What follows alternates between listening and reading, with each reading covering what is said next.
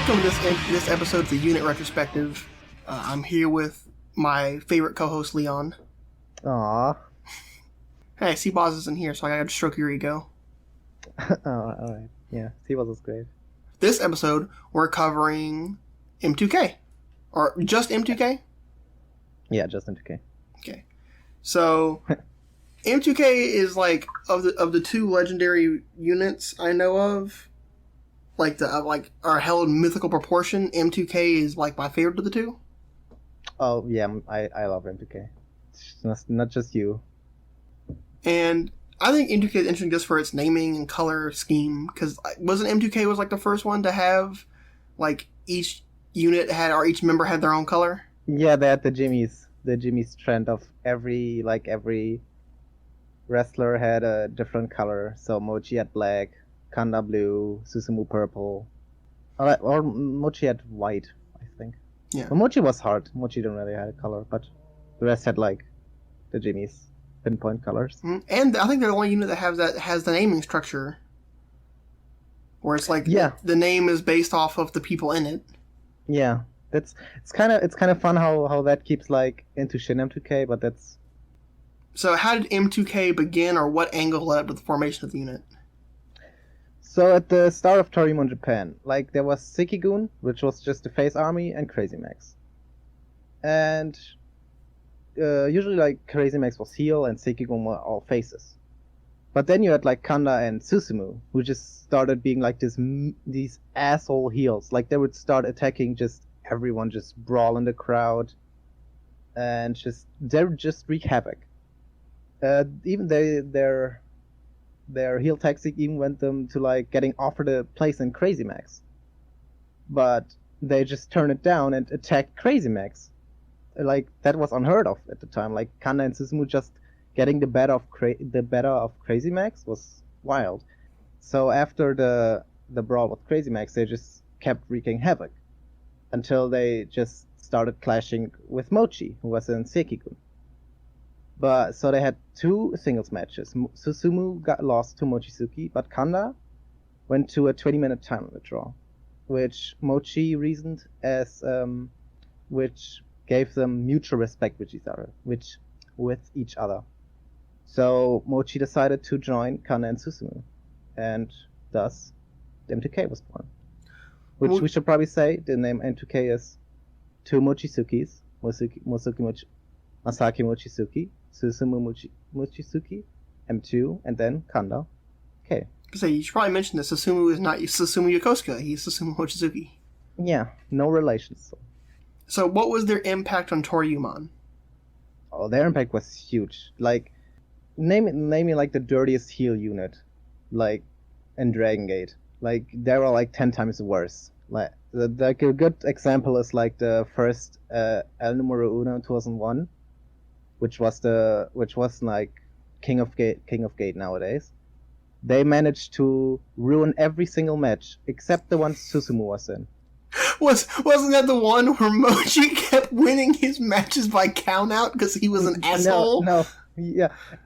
Kanda, Mochi, and Darkness Dragon all did not get a single win. Every single match of them ended in a double count out. The sole exception from this tournament as an M2K member was Susumu. But every other match M2K was in double count out, double count out, double count out. It's like that's what M2K is all about. Just they want to take the piss out of everything. I guess it's kind of unique, where it's like not just being a bad guy, but being a real dick. Yeah, like ruining the wrestling. Yeah, I mean, I love M2K now, but imagine being a fan when that happened. You would hate them so much because they would like, oh cool, you get Mochizuki versus Dragon Kid, and then they're like, nah fam, you just get double count out, baby. No finish, brother. No finish. And not just the matches where M2K was in. If like M2K was feuding with Crazy Max, they would just run in. There was a Suwa. No, never mind. There was not a Suwa match, but multiple Crazy Max matches where they just ran in and just attacked both teams, and caused no contest. I love that concept. I know. When did Kanda start implementing the box attack? Oh, that's a tough question. Like, not at the very start, but like the more they get, like I would say, like the more Kanda got his mohawk, the more often he used the box. But it was definitely there at the height of M2K. So I'm just curious, like, was there any specific reason he started using the box, or was it just something? I don't know. I just think it's just a thing you can hit people with. I don't think there was a specific reason. At least it never went explained, or maybe it was explained, just hard to find the reasoning. Well, how did the changing from Toryumon to Dragon Gate affect the unit? Well, they were essentially dead at that point already. So, yeah, M2K died when Darkness Dragon lost his mask to Dragon Kid, when they morphed into Doofixer. And then you had like splinter units like Shin M2K, and at the start of Dragon Gate there was Final M2K, which was Final M2K. I think was like the reason they brought back Final M2K was like to show fans who are afraid of the change, like this is still like Toryumon, basically. This is still like the product you love. See, we even have like M2K, like M2K, like something familiar during the change. What were some important feuds and matches during its lifetime? Obviously, the Crazy Max feud that resulted in Crazy Max like turning face because M2K was just so much of a dick. And yeah, that's probably the only one, given that unlike Dragon Gate today, Toryumon only had like M2K, Crazy Max, and Seiki-gun. Just like they didn't have like this variety of units we have today. Any specific matches that people should look for or we should know about? So a few, I would say like if I have to I want to keep like these important matches to like 3 to 5. But M2K was definitely one of the harder units to do so, just because they were so relevant during their time. I feel like we would start like one of the most important matches is the Kanda Mochizuki time limit draw, given it led to the formation of the unit.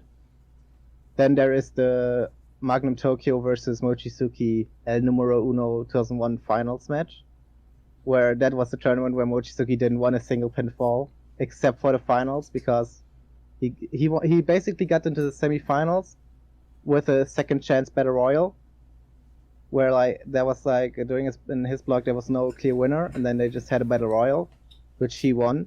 Then he KO'd Shima in the semifinals and caused the double countout in the finals, and then the finals got restarted and Mochi pinned Magnum. So he got one pinfall victory in the entire tournament. Mm-hmm. And then there's the Mochizuki versus Shima hair versus hair match, which led to Mochi turning face and getting kicked out. The Darkness Dragon versus Dragon Kid mask versus mask match, given its Kanda's face turn and basically like the end of M2K. Like after that they were still around, but just it started the transformation into Doofixer. Mm-hmm. And I would say the last important match is the Kanda's return match from injury, where Genki hit him with a beach break and shrunk his neck 1.6 centimeters. God damn. Yeah, then he went into refereeing for 4 years. And he got back 2006 with teaming with Susumu and Mochizuki against Shima, Fuji, and Shingo of Blood Generation. Well, you mentioned Darkness Dragon. He clearly wasn't there to begin with. So, how did he join the unit, or were there any other additions to the unit? So, the original unit was Mochizuki, Susumu Kanda, like we previously mentioned. Mm-hmm. M2K. M2K. Then there was Chocoflake Kiichi, who was Chocoball Kobe and Crazy Max. We mentioned him last episode. Mm-hmm. After he got kicked out of Crazy Max for being basically just a fall guy, he tried joining M2K and appealed to his and Mochi's past in the Buko Dojo. So after a while, like after Dragon Kid Kaito Ishida-esque Maximum joining arc, he had like his M2K joining arc, and he got to join, but wasn't much more of a fall guy. Then there's Darkness Dragon, who I think is probably like the second most important member, like the second in command after the leader, given his he had like so many important matches, singles matches with Dragon Kid. He was the second M2K representative in the first cage match, where the loser got clean shaven. Then there are the times when he teamed with Kanda and Susumu is like the resident trios team of M2K. So I think he's like the big number 2 in the unit. Then there's Horiguchi, who joined after Choco left. But instead of Choco, who was basically just the fall guy, basically the Punch Tominaga of M2K, I feel like Genki like filled out a good niche of like a good mid card guy to have in M2K. He wasn't always the fall guy, but like he was more than a fall guy, but pretty much he was the guy who still took the falls when in the match. Gotcha. And then and then there is Magnum Tokyo. Wait, to Genki's basically like the Kanda of M2K, like the RED Kanda of M2K. Like if someone has to get pinned, it's likely Kanda, or an M2K. It's likely Genki.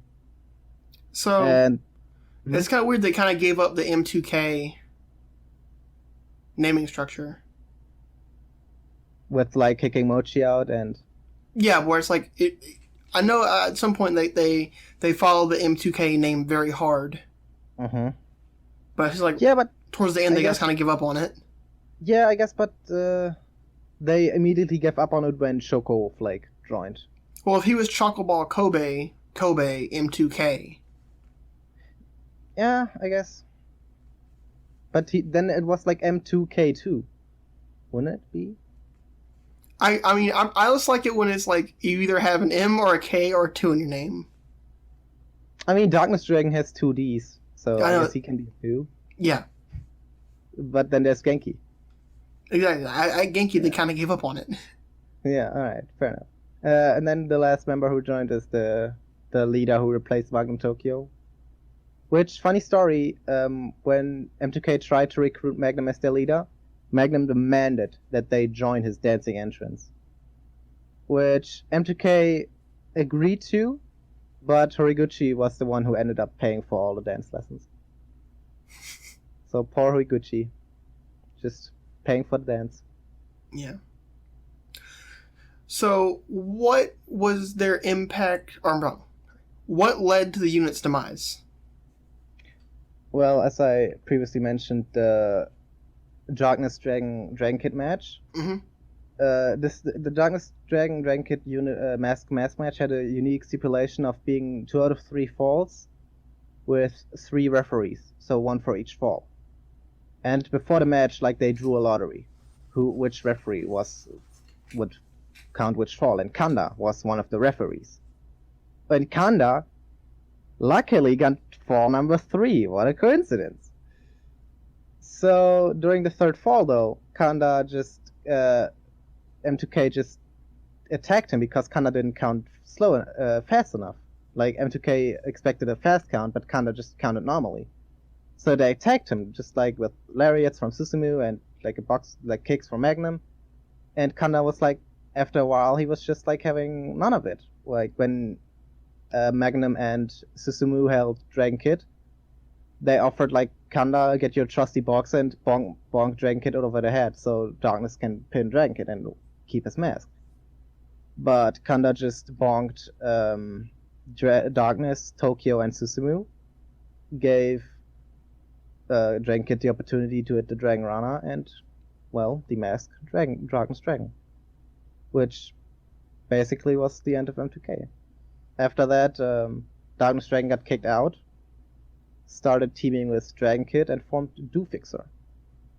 Which is funny because if he had been Kness, he would have fed the M2K name the name. You're right. And yeah, well, he wasn't Kness then.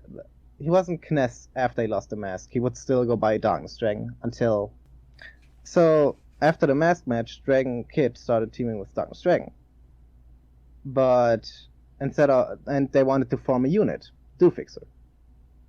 So after they unveiled the name, Darkness said, well, this was all a hoax. I was a spy from Magnum to cause ruckus in Sekigun, and I'm actually part of Doofixer now with all the rest of M2K, which was basically the end of M2K. So, wait. So he turned on Dragon Kid? Yeah.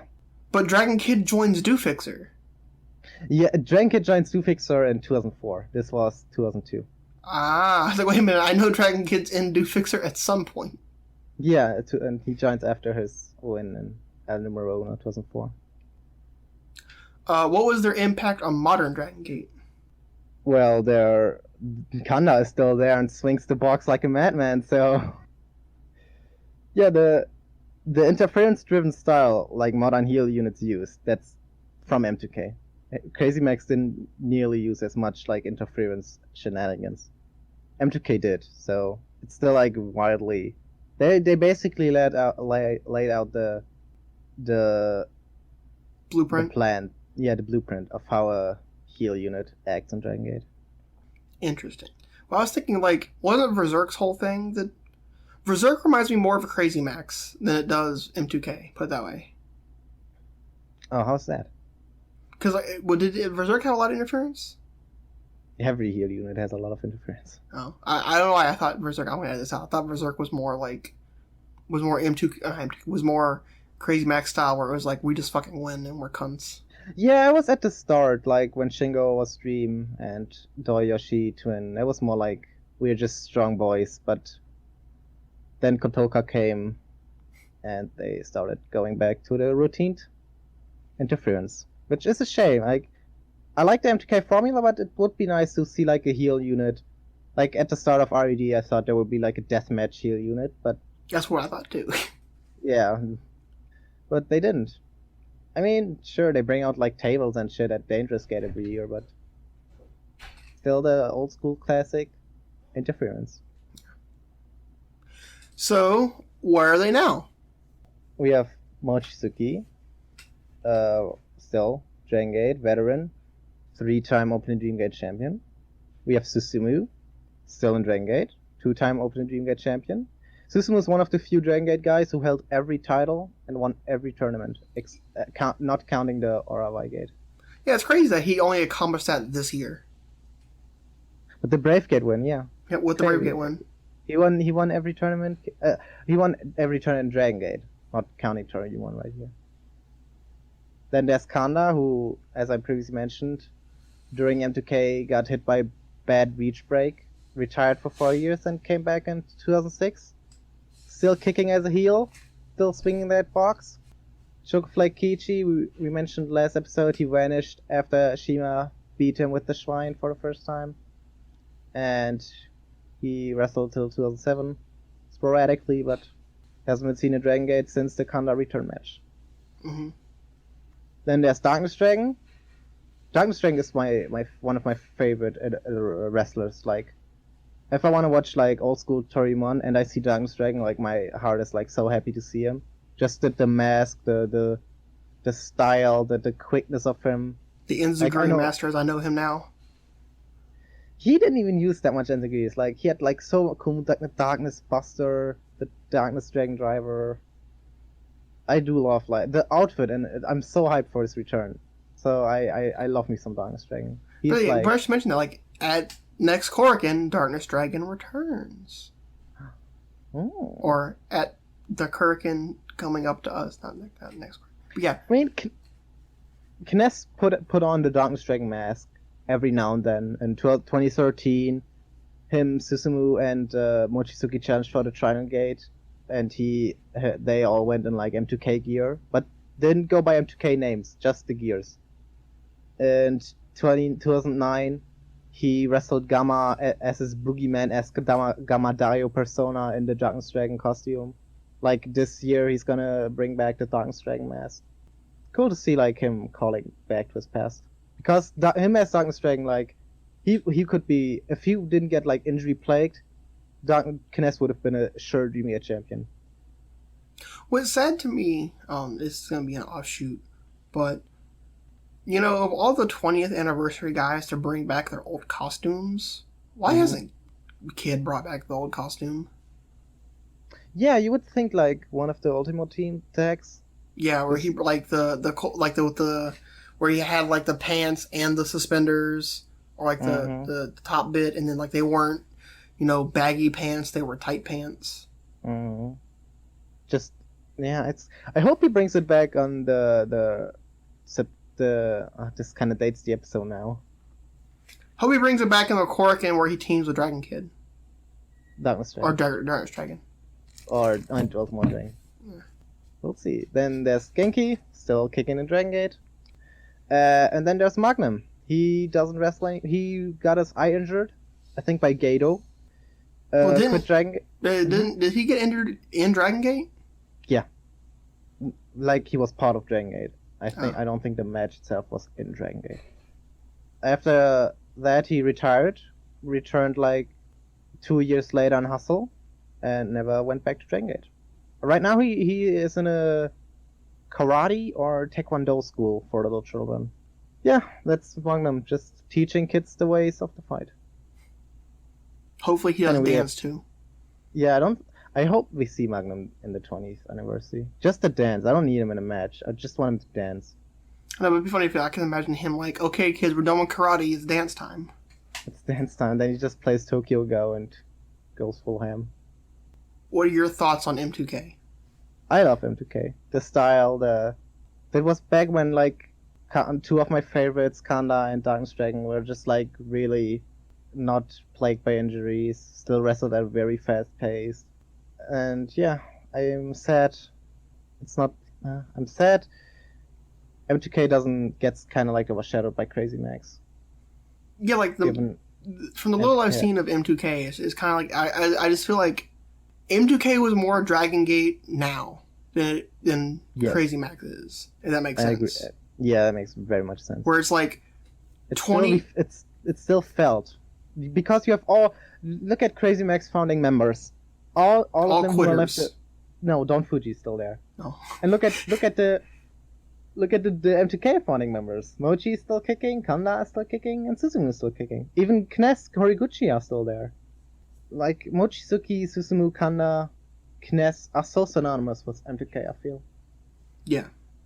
Not so much Horiguchi. I associate Horiguchi more with Blue Fixer. I didn't know Horiguchi was in it, to be honest. Yeah, I do associate him way more with Blue Fixer. And what do you think of their importance? I guess we kind of covered that, but how do you rank them importance in terms of importance? Out of all units, it's the most important unit. I don't think that there's any unit who is more important. Maybe Jimmy's, but even then, I feel like M2K.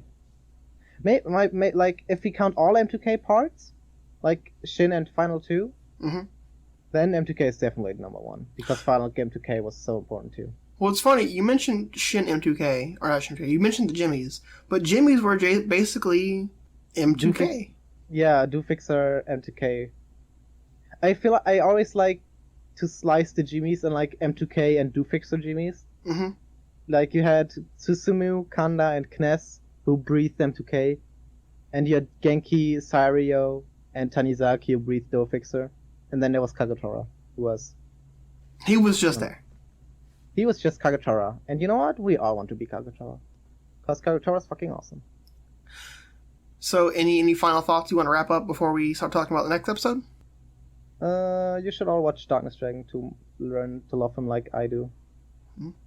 The Kness hate on the pod is not okay. See, boss? Hey, I told you, he's the master of the Enziguri to me. But... What about the Hikari Nova? Oh, so side thing. Anyone that watches New Legacy Inc., they recently did a playthrough of, I think it was SmackDown versus Raw, as Tajiri, and I was watching them play it, and one of Tajiri's moveset is the Hikari Noa. Dude, I've like a year ago, I've played like SmackDown vs. Raw 2007 again, and they have so much Dragon Gate moves in there. They have the Sol Nasciente, they have the Magnum. Yeah, I saw someone hit the Sol Nasciente when they were playing Soul Game 2. Like, oh my god, look at it. Yeah, they have the Tokyo Drive. They have the Shrine, like the actual Shrine how Shima does it. They have the Vampire Scissors from Kness. They have the Darkness Buster. They have so many Dragon Gate moves. It's insane, and they just took it all out. So, Leon, what are we covering next episode?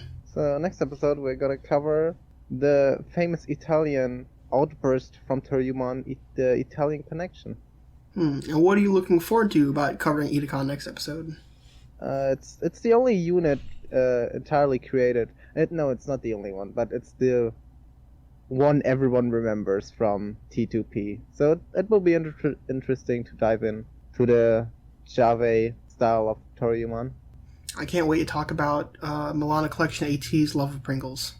And how Milano should be the one to teach UT. This is correct. Yeah. Well, I think it's time for us to close this gate of history, and I very much look forward to the next episode. Yeah, me too. It's gonna be fun. See you then. Bye.